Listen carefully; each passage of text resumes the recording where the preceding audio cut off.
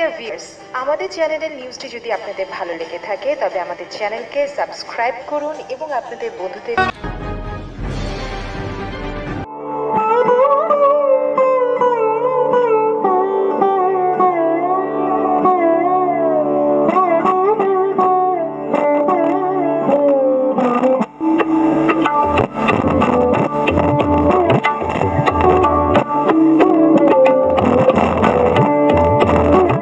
প্রিয় ভিউয়ার্স, আজ আপনাদের জন্য রয়েছে এলাচ নিয়ে কথা। এলাচকে মশলার রানী বলা হয়। সব ধরনের খাবারই এলাচ ব্যবহার করা যায়। মিষ্টি বা ঝাল সব খাবারই এলাচ ব্যবহৃত হয়। এলাচের বৈজ্ঞানিক নাম এলেটারিয়া কার্ডামোমাম, ইংলিশ নাম হলো কার্ডামন।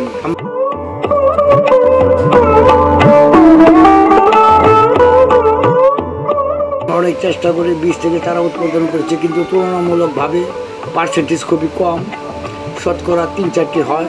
ব্যবসায়ীভাবে এলাচের চারা তৈরি করতে গেলে সেটা প্রযোজ্য নয়।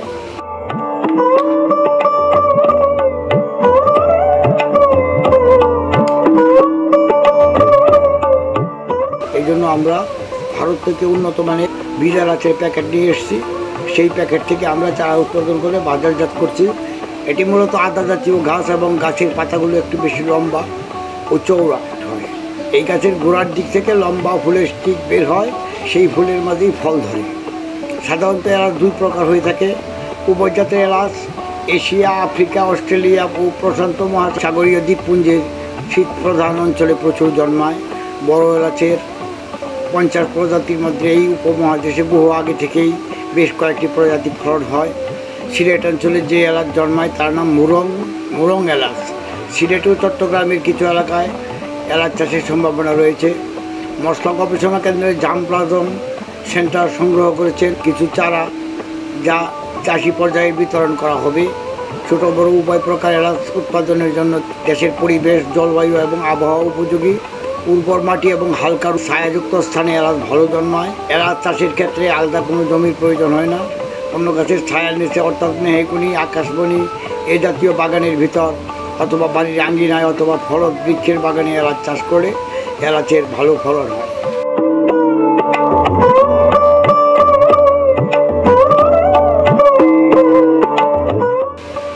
উদাহরণস্বরূপ বলা যেতে পারে কুড়িগ্রামের রৌমারী উপজেলায় যাদুরচর ইউনিয়নে সপ্তচুয়া নার্সারি মালিক সোহেল রানার কথা।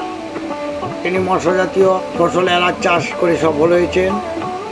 সোহেল রানার দাবি, দেশের বিভিন্ন মাটিতে তিনি বড় এলাচ চাষ করে সফলতা পেয়েছেন। এখন সে নিজে এলাচের চাষের বিস্তৃত ঘটানোর পাশাপাশি তার নিজস্ব নার্সারিতে এলাচের চারা উৎপাদন করে তা ছড়িয়ে দিচ্ছেন পার্শ্ববর্তী কৃষক পরিবারের মাঝে। তিনি এলাচের প্রতিটি চারা বিক্রি করেছেন 500 থেকে 600 টাকা করে। এছাড়াও বেনাপুর পৌরসভায় নারায়ণপুর গ্রামে শাহজাহানও প্রায় 3 বিঘা জমিতে এলাচ চাষ করছেন। কৃষি বিভাগ ও বগুড়া মশলা গবেষণা ইনস্টিটিউটের কর্মকর্তারা একাধিকবার শাহজাহানের এলাচ ক্ষেত পরিদর্শন করেন। তার ক্ষেতে সুগন্ধি এলাচের মান ভালো ও বীজ মোটা। বাণিজ্যিকভাবে এলাচ চাষে আগ্রহীরা বর্তমানে তার কাছ থেকে চারা কিনে নিচ্ছেন। হালকা রুদ্র ছায়া জায়গায় এলাচ ভালো জন্মায়। ভেজা স্যাঁতস্যাঁতে জায়গার মধ্যে এলাচের ভালো ফলন হয়। এলাচ চাষের ক্ষেত্রে অন্য কোনো জমির প্রয়োজন হয় না। অন্য গাছের ছায়ার নিচে, অর্থাৎ বিভিন্ন কাঠ গাছের নিচেও এলাচ চাষ করা যায়। রোপণের হার শতক প্রতি 14টি এলাচের চারা লাগে এবং বিঘা প্রতি 460টি চারা রোপণ করা যায়। এক চারা হইতে অন্য চারার দূরত্ব 3.5 হাত। দূরত্ব অনুসারে এলাচের চারা লাগানো ভালো।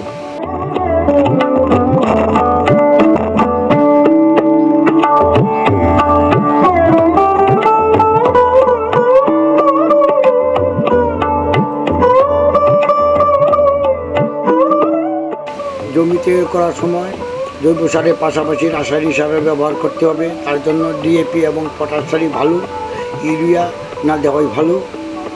যেহেতু গোবরে প্রচুর পরিমাণ ইউরিয়া আছে, নাইট্রোজেন আছে। যদি এঁটেল মাটি হয় এবং জমির বালির পরিমাণ কম থাকে তাহলে অতিরিক্ত বালি মেশাতে হবে। আবার দোআঁশ মাটি থাকলে আর কোনো কিছুর দরকার নেই। সাধারণত এলাচ গাছগুলো দোআঁশ মাটি পছন্দ করে থাকে। এবং আমাদের কাছে শাকারের চারাও রয়েছে প্রচুর। আপনাদের যাদের চারা লাগবে আমাদের কাছ থেকে যোগাযোগ করে ইনশাল্লাহ নিতে পারবেন। আজকের মতো এই পর্যন্তই। আসসালামু আলাইকুম ওয়া রাহমাতুল্লাহি ওয়া বারাকাতুহু।